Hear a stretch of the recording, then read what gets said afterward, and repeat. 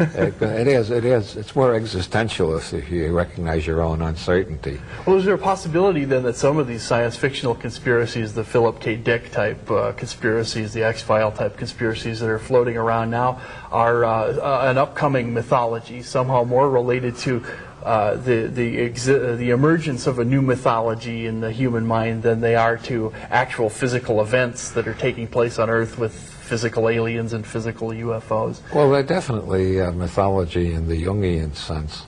I don't mean to say that they're all false. I don't know enough to say anything is all false. Some of them are so absurd that I can reject them, but some of them are more plausible than others. But they make a mythology in the sense that they give you a cosmic theory that explains everything and gives you a place in the universe and so on. Carl Jung spotted that way back in the 40s. He wrote, 52 I think it was, not the 40s. He wrote a book called Flying Saucers, a modern myth of things seen in the skies, in which he predicted this would be the major religion of the second half of the 20th century, and we're more and more moving toward that. Well, more and more the extraterrestrials are replacing angels and demons. Right. There are good extraterrestrials and bad extraterrestrials. And not only that, but we got the incubi and succubi back too. In the Middle Ages, they had these sex demons that attacked people in their sleep. Now they're extraterrestrials instead of being demons, but they're still attacking people in their sleep. Still absconding with them, mating with them, probing them, and doing... Yeah, there's some place in a galaxy far, far away, according to this school of thought, where they get it, whenever they're really high on some really vicious kind of chemical, they suddenly all say, let's go down to Earth and have a go at somebody's butt again, you know. Take out Whitley Strieber again. It was fun.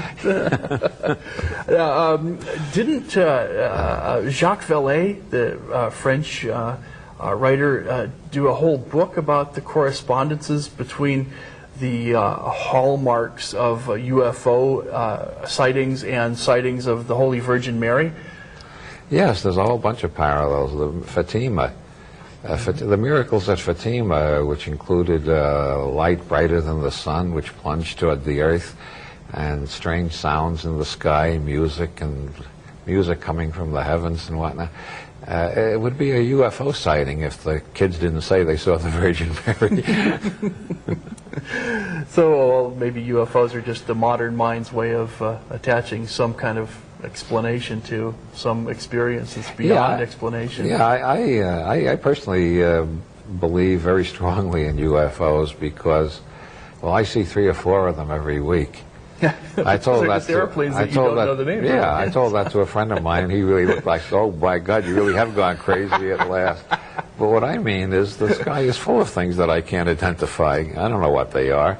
But not only that, but there are UNFOs, too, unidentified non-flying objects. I see them all the time, in the garden. That could be because I had a lot of training in general semantics, and I'm not quick to identify things. All my identifications are tentative. It sounds like George C. Scott and Dr. Strangelove. I'd just like to wait till all the facts are in, sir. Well, do you have is there one or more conspiracies that really appeal to you, that tickle you beyond all fancy? That either are so absurd that they just make you laugh out loud, or so realistic that they might actually have a chance to be true? Well, there are quite a few that amuse me. What comes to mind right off the top of my head is Lyndon LaRouche has come up with some of the most wonderful conspiracy theories of all. But my favorite, I think, is the little pamphlet he wrote about Henry Kissinger called Kissinger, The Politics of Faggotry, which shows just how far out LaRouche is. He prefers the word faggot to gay because he knows it's more insulting. Somebody who writes like that, you know he's not trying to convince everybody. He just wants to have a small cult of true believers. That's what his style sounds like to me. Kissinger's wife slugged one of LaRouche's disciples for tracking them through an airport, yelling at her, your husband goes for little boys, you know, your husband goes for little boys. She decked him.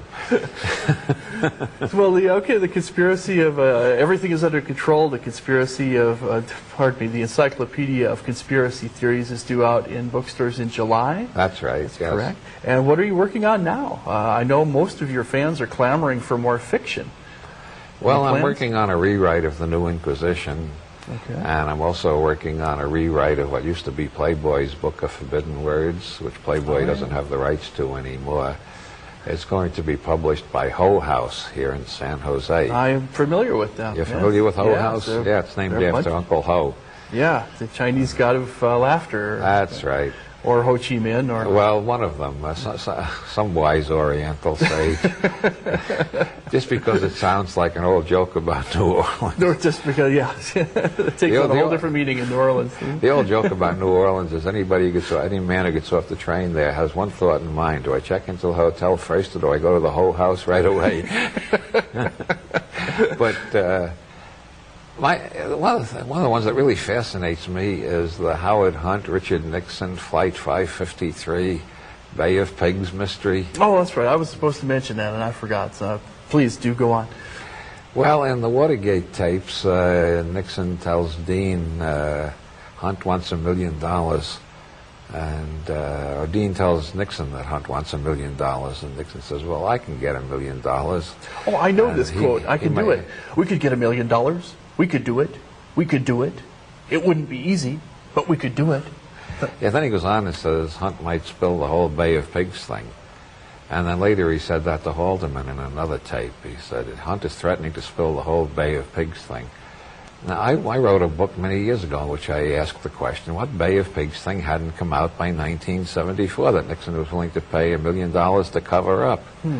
Well, it seems that Ehrlichman, in his book about the Watergate scandals, and A.J. Weberman, who has the biggest and best JFK assassination site on the web, it's a hard one to read. You got to scroll down each page before you can get to the next. Very old-fashioned, but it's got more data in it than any other. Weberman has done a lot of research on that too, and it seems that Nixon had a code he used for certain subjects. And the whole Bay of Pigs thing was his code for the Kennedy assassination. Oh. And if that's true, if Ehrlichman is telling the truth and Weberman has got the backup evidence correct, then Hunt was threatening to reveal something about the Kennedy assassination that Nixon was willing to pay $1 million to cover up. This is the kind of theory that I find remotely plausible and not totally crazy. Because Nixon did start paying the money to Hunt, and Hunt's wife was carrying some of it when she was on a plane that crashed under very mysterious circumstances, Flight 553. And because these are people who wouldn't involve themselves in flights of fancy, this is something concrete that they're talking about, too. When Nixon's willing to pay $1 million to cover it up, it means something. Yes. And Flight 553, the pilot, who eerily enough was named Captain Whitehouse, he had a lot of cyanide in his bloodstream, which is the explanation. The official explanations of that are it was gas released when the plane crashed, but the critics claim that he couldn't get that much cyanide from that, or it would have to be put into him in his drink or something like that. But the Spotlight magazine printed the photographs of the three tramps with Howard Hunt, an attempt to show one of the three tramps on the grassy knoll was Howard Hunt. Behind the fence in the grassy knoll. And he sued them for libel, and he lost. The jury not only found Spotlight innocent, but one of the foremen of the jury told the press afterwards that the defense counsel, Mark Lane, by the way, she said, Mr. Lane wanted us to believe the government shot the president. After we examined all the evidence, we came to the conclusion the government did shoot the president. Well, is there anybody looking into these things besides yourself? Oh, yeah, there's the Assassination Investigation Committee in Cambridge, Massachusetts. Okay.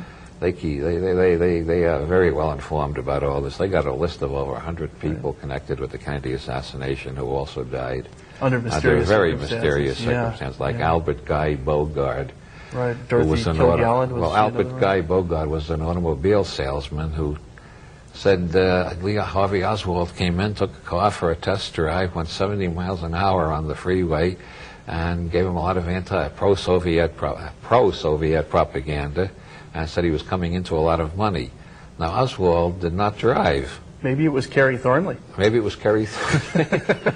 It was, well, he's called the second Oswald, the guy in that story, who appears several times around Dallas in mysterious contexts. But Albert Guy Bogard, after telling that story, he was found dead in a cemetery, shot through the head, pronounced suicide. There's so many people who committed suicide. Under mysterious, non-suicidal type circumstances. George de Mohrenschildt, who was a friend of Oswald's, even though he was a CIA operative and very anti-Soviet.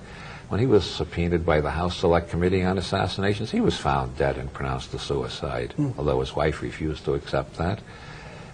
Sam Giancana, who's suspected by a lot of people, think the Mafia were involved. As soon as he got a subpoena from the House Select Committee on Assassinations, he was shot through the mouth. The Mafia calls that sasso in bocca. That's punishment for suspected informers. Johnny Roselli, when he got his subpoena, he disappeared and showed up floating in a barrel in the Gulf of Mexico. I could go on and on. The Cambridge, like I said, this group in Cambridge has over 100 cases like that. It does make you wonder. Yeah, but unfortunately, we're almost out of time, so we can't go through all 100 of them. But I don't know all the 100. I'm not that. Well, it's about time to wrap things up, so let me mention once again the Robert Anton Wilson's newest book is Everything is Under Control, the Encyclopedia of Conspiracy Theories. You can also find out more about this book and conspiracy theories in general on the web, www.blackops.com, a wonderful website for conspiracies. Or they can try my own website, www.rawilson.com. It was the source for much amusement and information and enlightenment as well. And I think it has the best set of links of any website around. from my page, you can go anywhere you want on there. You can find all sorts of weird things. Okay, well, thank you very much, Robert Anton Wilson, for being with us tonight. It was a privilege being here. It was a pleasure to have you. Let's go out and get drunk. I'm right behind you, big guy.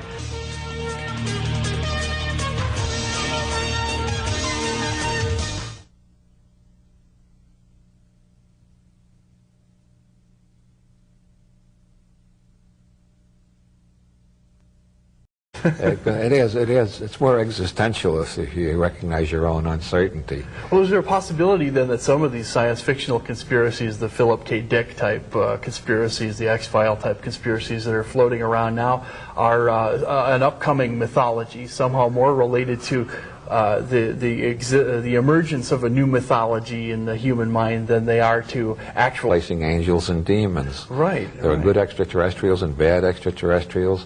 And not only that, but we got the incubi and succubi back too. In the Middle Ages, they had these sex demons that attacked people in their sleep. Now they're extraterrestrials instead of being demons, but they're still attacking people in their sleep. Still absconding with them, mating with them, probing them, and doing... Yeah, there's some place in a galaxy explains everything and gives you a place in the universe and so on.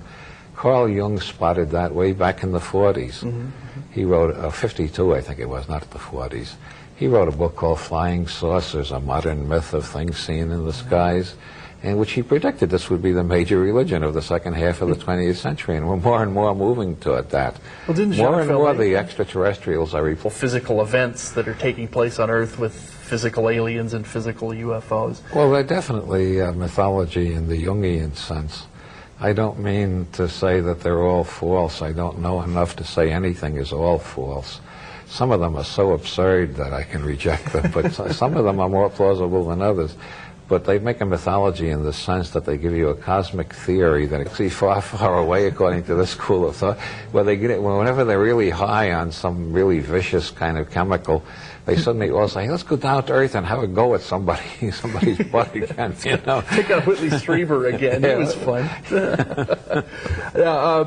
Didn't Jacques Vallée, the French writer, do a whole book about